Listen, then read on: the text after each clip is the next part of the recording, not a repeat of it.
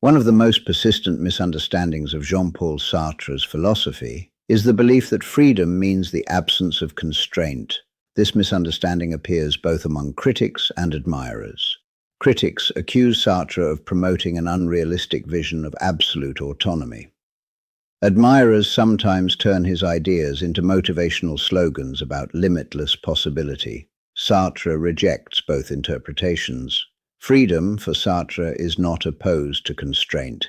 It is revealed through constraint. To understand this, Sartre insists that we abandon the idea of freedom as a pure power floating above reality. Human beings are not free in the abstract. They are free only as situated beings, embedded in conditions they did not choose, facing limits that do not disappear when ignored. Constraint is therefore not an accident of existence, it is a basic feature of it. Constraints take many forms. The body constrains what one can do. Social structures constrain opportunity. Economic conditions narrow choices. History places individuals in situations already shaped by decisions made long before they arrived. Language itself limits how experience can be articulated. Sartre does not deny any of this. In fact, he insists that a philosophy of freedom that ignores these facts is dishonest. But Sartre draws a sharp distinction between constraint and determination. A constraint limits possibilities. Determination removes them. Sartre argues that human beings are always constrained, but never fully determined. There is always a gap, however narrow, between what happens to us and how we take it up. That gap is freedom. This gap does not make life easy. It makes it heavy. When options are abundant, freedom can feel light, even playful. But Sartre is interested in freedom when it becomes burdensome, when choices are costly, risky, or morally charged.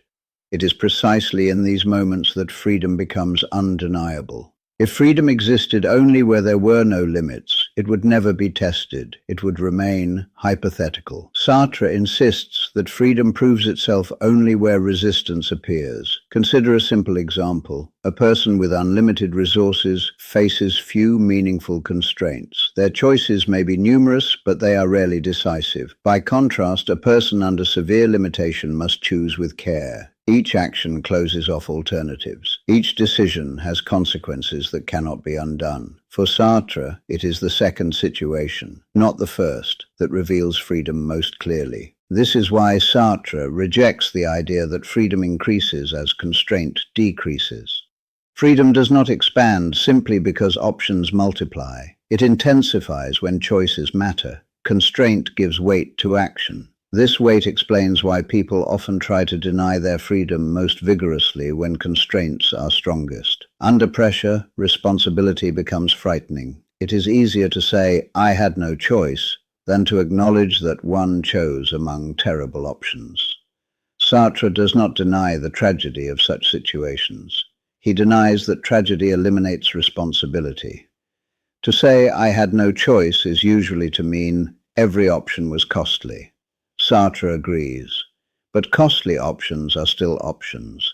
The existence of pain does not transform action into mechanism. This is not a moral accusation. It is a structural claim. Freedom does not require comfort. It requires choice. Sartre insists that even obedience is a form of choice.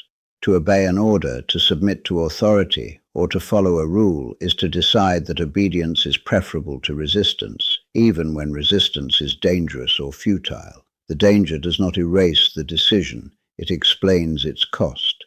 This claim is often experienced as cruel. Sartre understands why. It seems to add responsibility where suffering already exists, but Sartre believes the alternative is worse. To deny freedom under constraint is to deny agency altogether. Agency, for Sartre, is not the power to control outcomes. It is the power to take responsibility for one's stance toward outcomes one cannot control. This distinction matters deeply. Many philosophies equate freedom with success. Sartre equates freedom with authorship. One may fail completely and still have acted freely. One may succeed brilliantly and still have fled responsibility. Constraint, therefore, does not threaten freedom. It threatens illusions about freedom. Sartre also insists that constraint is never purely external. External limits matter only as they are encountered by consciousness. A law, a threat, or a barrier has meaning only through how it is interpreted. Fear, hope, resignation, defiance, these are not contained in the constraint itself. They arise from how it is taken up. This does not mean constraints are imaginary, it means they are lived. The same constraint can generate radically different responses. One person may experience it as a challenge, another as an excuse, another as a defining identity. Sartre insists that none of these meanings are dictated by the constraint itself. This insistence is what makes Sartre's philosophy so demanding.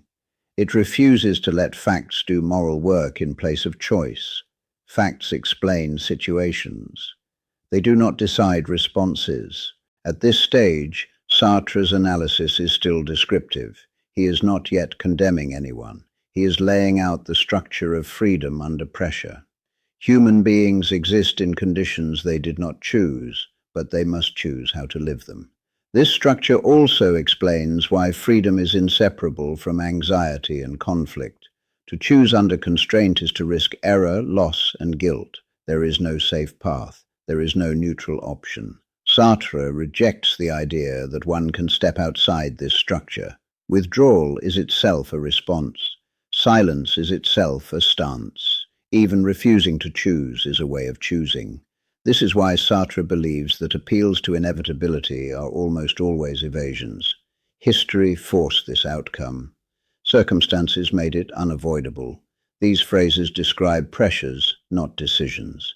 Sartre insists that someone always decides how to act within those pressures. This does not mean Sartre denies oppression, coercion, or violence. He takes them seriously, but he refuses to let them erase agency. Even in extreme situations, consciousness remains a site of interpretation and response. This claim does not glorify suffering. It insists on dignity. To deny freedom under constraint is to deny the human capacity to respond meaningfully to circumstance. Sartre refuses this denial. By the end of this first part, the basic position should be clear. Freedom is not the absence of limits. It is the way human beings relate to limits. Constraint does not cancel responsibility. It gives it form. But this raises a more uncomfortable question. If freedom persists even under constraint, then how do people use constraint to excuse themselves?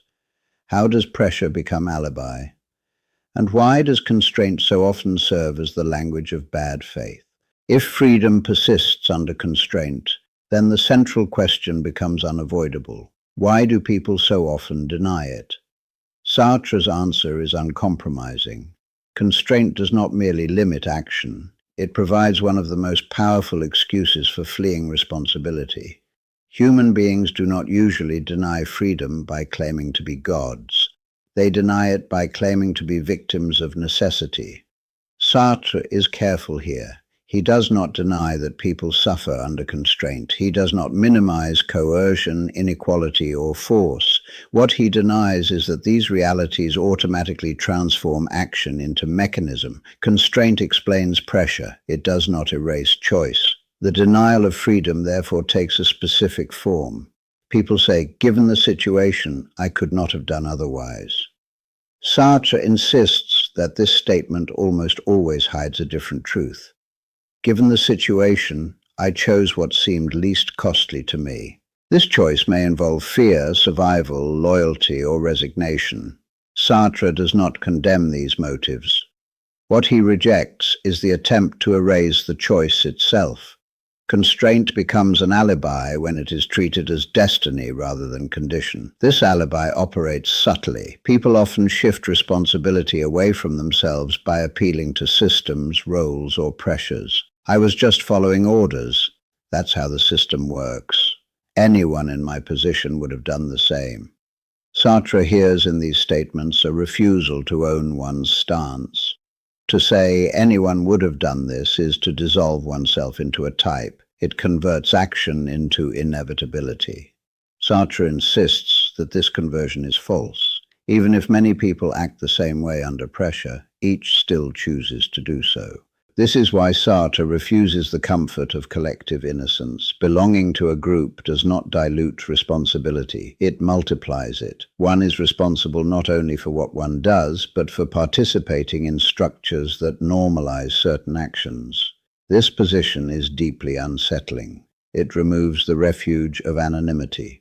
One cannot disappear into a role without choosing to do so. Sartre also analyzes how constraint is internalized. External pressure becomes inner necessity. People come to believe that they are the kind of person who must act in certain ways. I'm not brave enough. I'm not built for resistance. That's just who I am. These statements convert constraint into identity. They freeze the self into a thing. Sartre sees this as a sophisticated form of bad faith. The individual does not merely cite external limits. They build those limits into their self-concept. This move is effective because it feels honest. One is not lying to others. One is describing oneself. But Sartre insists that self-descriptions can function as closures. They turn tendencies into necessities. The same mechanism appears when people appeal to psychological explanations. Trauma, conditioning, and habit are treated as verdicts. Sartre does not deny their influence. He denies their authority. To explain behavior psychologically is not to absolve it existentially. This does not mean Sartre rejects psychology. He rejects the use of psychology as fate. Freedom for Sartre is not the power to ignore influence. It is the power to take responsibility for how influence is lived. One may be shaped by fear, but one chooses how fear will govern action. Constraint, therefore, never speaks for itself. It must be interpreted. That interpretation is where freedom operates. This is why Sartre insists that responsibility is unavoidable even in extreme situations. He does not claim that all actions are equally blameworthy. He claims that all actions are chosen. Moral judgment may vary. Existential responsibility does not. This distinction is crucial. Sartre's philosophy is often accused of cruelty because it seems to demand responsibility without mercy. But Sartre is not making a moral judgment here. He is making an ontological one. He is describing what action is. Action is always the taking up of a situation. Even refusal to act is an act. Even compliance is a stance. Even despair is a way of relating to possibility. Sartre insists that one cannot step outside this structure without ceasing to be human. This insistence explains why Sartre rejects tragic innocence. Tragedy exists. Innocence does not, at least not in the sense of absence of responsibility. One may be crushed by circumstances and still be responsible for how one was crushed. This does not make suffering deserved, it makes it meaningful. Sartre believes that denying freedom under constraint ultimately dehumanizes. To treat people as mechanisms is to deny their agency. Even when that denial appears compassionate, it removes dignity. Dignity for Sartre does not come from success or moral purity. It comes from ownership. To own one's action is to affirm oneself as a subject rather than an object. This is why Sartre refuses to let constraint do the work of judgment. Constraint describes pressure. It does not judge action. Judgment belongs to the individual who acts. By the end of this analysis, Sartre has pushed freedom into its most uncomfortable territory. Freedom is not something one enjoys when conditions are favorable. It is something one must bear when conditions are harsh. This does not mean Sartre celebrates constraint. It means he refuses to let constraint erase responsibility. This refusal prepares the ground for the next development in Sartre's philosophy. Because once freedom and constraint are understood together, the question of responsibility toward others becomes unavoidable. If one is responsible even under pressure, then responsibility cannot be limited to private life. It extends into social, political, and collective action. The consequences of choice multiply.